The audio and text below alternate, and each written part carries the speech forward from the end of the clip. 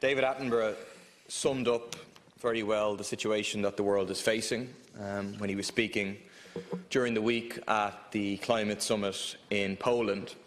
He said, right now we are facing a man-made disaster of global scale, our greatest threat in thousands of years, climate change. If we don't take action, the collapse of our civilizations and the extinction of much of the natural world is on the horizon. And in fact, parts of that horizon, in terms of the extinction of much of the natural world, has already taken place. You already have devastating consequences in terms of deaths, hunger, etc., on mass scale as a result of human action organised on the basis of capitalism. But for me, the most powerful statement made in Poland was a statement made by a young woman called Greta Thunberg, who's a 15-year-old Swedish school student who's been on a school student strike, I think firstly all week and then one day a week since August. She's part of now 20,000 school students around the world, and she spoke most powerfully. She said, since our leaders are behaving like children, we will have to take the responsibility they should have taken long ago. We have to understand what the older generation has dealt to us, what mess they have created that we have to clean up and live with. We have to make our voices heard. For 25 years, countless people have come to the UN climate conferences begging our world leaders to stop emissions, and clearly that has not worked, as emissions are continuing to rise. So I will not beg the world leaders to care for our future. I will instead let them know change is coming, whether they like it or not. And that sums it up for me, because it also sums up the situation that we face in Ireland.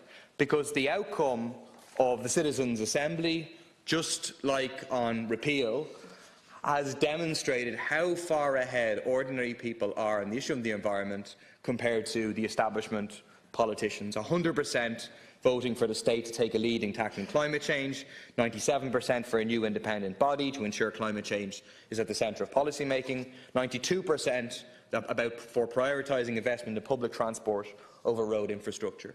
What do we have from the government? What do we have from the political establishment? Just continuing to fiddle while the planet burns, rhetoric not backed up by any action, reflected in the fact that we're second to last in the EU in terms of meeting our targets, reflected in the EPA projections showing we'll achieve a 1% reduction by 2020 compared to the 20% reduction target. And left to their own devices, the world's leaders, including the Irish governments, are going to continue on this road to absolute disaster. You look at the three biggest areas of emissions. Agriculture, we have precious little. The government is not interested in touching the very vested interests that exist there in terms of agribusiness and the need for a radical shift away from agriculture based in particular on dairy farming and the needs for incentives to do that. Look at the question of transport, where it's nothing. I mean, what the government just talks about, bangs on about, is electric cars that are not the answer, that cause loads of problems by themselves in terms of the rare earths and so on and the extraction processes needed for that, causing huge environmental problems in China at the moment. Instead, a different model of transport is needed, fundamentally a public transport model. But what's the government doing? It's driving a process of privatisation going further in our transport, as opposed to investing in public transport. Yesterday, Luxembourg announced that it's going to make train and bus travel across Luxembourg, public travel, free. They follow Estonia. If the government was serious about tackling climate change, they would announce that we are next. Or look at the area of energy, where the government is objecting and seeking to block the climate emergency bill, the Keep It in the Ground bill, which is now before committee, to block the further extraction of fossil fuels.